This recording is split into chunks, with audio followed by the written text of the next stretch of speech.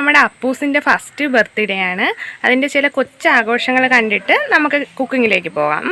ഇപ്പം പോയൊന്ന് കണ്ടിട്ട് വരാം.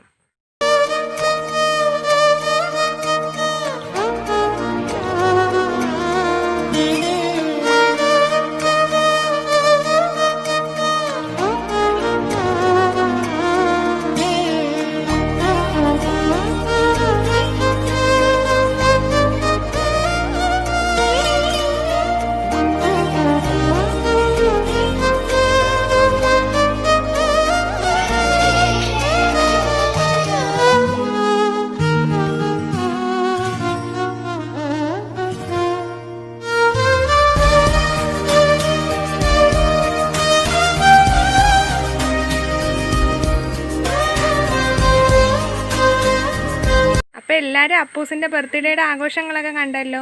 വളരെ ചെറുതായിട്ടേ ആഘോഷിച്ചോളൂ, കൊറോണയൊക്കെ അല്ലേ, അപ്പോൾ ആളൊന്നും കൂടാൻ പാടില്ല. അപ്പോൾ കുഞ്ഞൊരാഘോഷമായിരുന്നു, എങ്കിലും നിങ്ങളായിട്ടൊന്ന് ഷെയർ ചെയ്യാമെന്ന് വെച്ചിട്ട് കുറച്ച് വീഡിയോസ് ആഡ് ചെയ്തു എന്ന് മാത്രം. അപ്പോൾ നമുക്കിനി കുക്കിങ്ങിലേക്ക് പോവാം.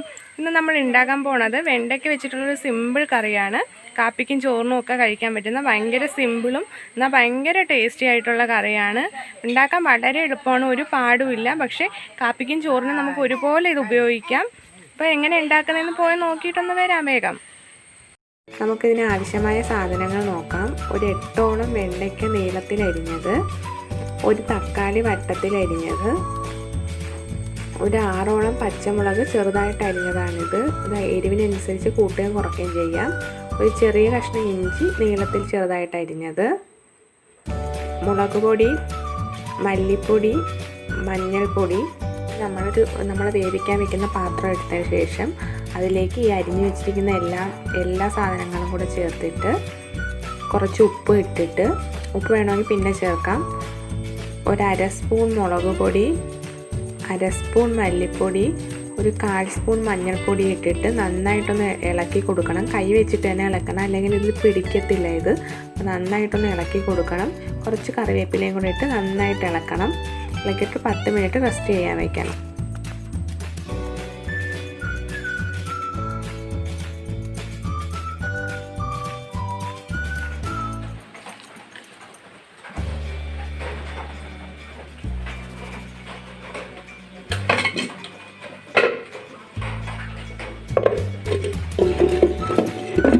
ഇപ്പം 10 മിനിറ്റ് ആയിട്ടുണ്ട്. ഇനി നമുക്കിതെടുത്തിട്ട് അടുപ്പിൽ വെക്കാം.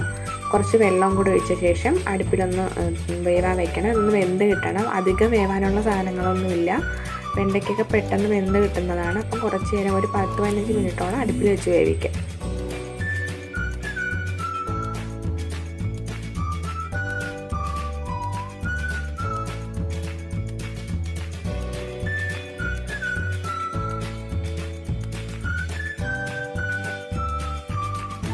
ഇനി നമുക്ക് അരപ്പിന് വേണ്ട സാധനങ്ങൾ റെഡിയാക്കാം. ഒരു 1/4 മുറി തേങ്ങ തിരുകിയത്, അത് എത്രത്തോളം വെണ്ടയ്ക്ക എടുക്കുന്നോ അതിനനുസരിച്ച് വ്യത്യാസം വരുത്തണം. 1/2 മുറി തേങ്ങ തിരുകിയത്, ഒരു 2 ഉള്ളി, ചുമന്നുള്ളി വട്ടത്തിൽ അരിഞ്ഞത്, കുറച്ച് ജീരകം എടുക്കുന്നുണ്ട്.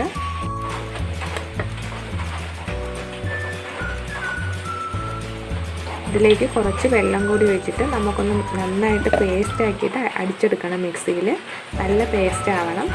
കുറച്ച് മഞ്ഞൾപ്പൊടിയും കൂടി ചേർക്കുന്നത്, എന്ന് വെച്ചാൽ അത് മഞ്ഞൾപ്പൊടി ചേർക്കുന്നത് ഈ ഒരു അരപ്പ് വെള്ളയാവാതിരിക്കാൻ വേണ്ടിയിട്ടൊന്ന് ചേർക്കുന്നു എന്ന് മാത്രം. അത് പേസ്റ്റാക്കി എടുക്കണം നന്നായിട്ട്.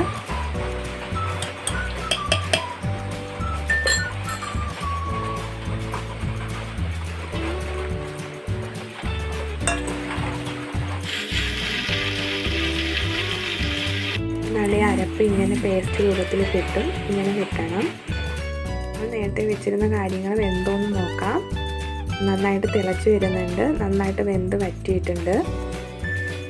നമ്മൾ അരച്ച് വെച്ച് അരപ്പെടുത്ത് ഇതിലേക്ക് ചേർക്കാം. അപ്പം ഇത് കഴുകിയും കൂടെ ഒന്ന് ഒഴിച്ചു കൊടുക്കാം. അധികം വെള്ളത്തിൻ്റെ ആവശ്യമില്ല, ഇച്ചിരി കൊഴുപ്പായിട്ടിരിക്കണം. കൊഴുപ്പ് വേണ്ടാന്നുള്ളവർക്ക് അതനുസരിച്ച് വെള്ളം ചേർക്കാം. അപ്പോൾ ഞാൻ ജസ്റ്റ് ഒന്ന് കഴുകി ഒഴിച്ചു കൊടുക്കുന്നേ ഉള്ളൂ.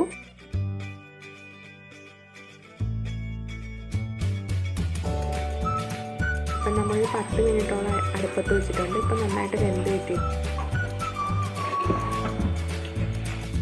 ഇപ്പം നമ്മളൊരു 6-7 മിനിറ്റ് ആയിട്ടുണ്ട് വെച്ചിട്ട്. അപ്പം നമുക്ക് നോക്കാം എങ്ങനെ ആയിട്ടുണ്ടെന്ന് നോക്കാം. ഇപ്പം കണ്ടില്ലേ, നന്നായിട്ട് വറ്റി വന്നിട്ടുണ്ട്. ഇങ്ങനെ വരും നന്നായിട്ട്. ഇനി കുറച്ചും കൂടെ വെള്ളം വേണം എന്നുള്ളവർക്ക് നേരത്തെ അരപ്പ് കഴുകി ഒഴിക്കുന്ന സമയത്ത് അതനുസരിച്ച് വെള്ളം ചേർക്കണം.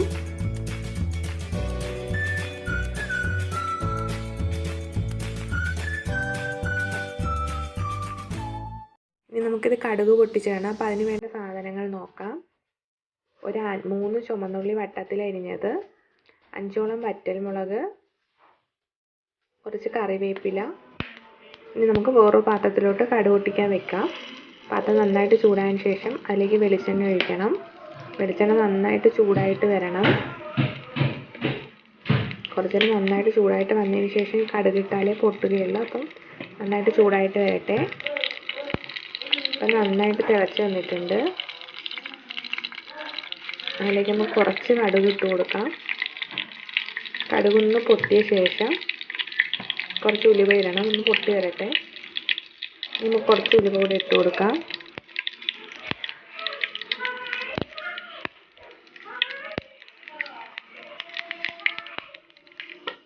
ഇനി നമുക്ക് ഉള്ളിയും കറിവേപ്പിലയും വറ്റൽമുളകും എല്ലാം കൂടി ഇട്ട് നന്നായിട്ടൊന്ന് മിക്സ് ചെയ്ത് വഴറ്റിയെടുക്കണം.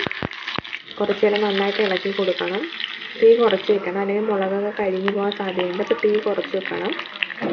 അതുപോലെ കറിയുടെ തീയും കുറച്ച് വെക്കണം. കാര്യം എന്ന് വെച്ചാൽ കറി അല്ലെങ്കിൽ ഒരുപാടങ്ങ് വറ്റിപ്പോകും. നമ്മൾ ഒരുപാട് വെള്ളം ചേർത്തിട്ടില്ലല്ലോ.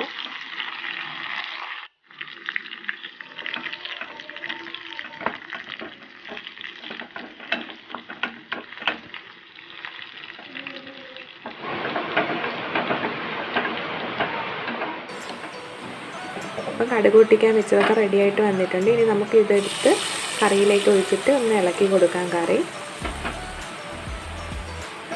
കണ്ടില്ലേ, നമ്മുടെ കറി റെഡിയായിട്ട് കിട്ടിയിട്ടുണ്ട്. ഇത് ചോറിൻ്റെ കൂടെയും ചപ്പാത്തിയുടെയും ദോശയുടെയും ഒക്കെ കഴിക്കാൻ നല്ല ടേസ്റ്റാണ്. അപ്പോൾ ചോറിൻ്റെ കഴിക്കുമ്പോൾ പുളി കുറച്ച് കൂടുതൽ വേണം എന്നുള്ളവർക്ക് 2 തക്കാളി ചേർക്കാം. അപ്പം കാപ്പിയുടെയൊക്കെ കഴിക്കാൻ കുറച്ച് പുളി കുറച്ച് മതിയല്ലോ. അപ്പോൾ നല്ല ടേസ്റ്റാണിത്. എല്ലാവരും ഉണ്ടാക്കി നോക്കണം. വീഡിയോ ഇഷ്ടപ്പെട്ട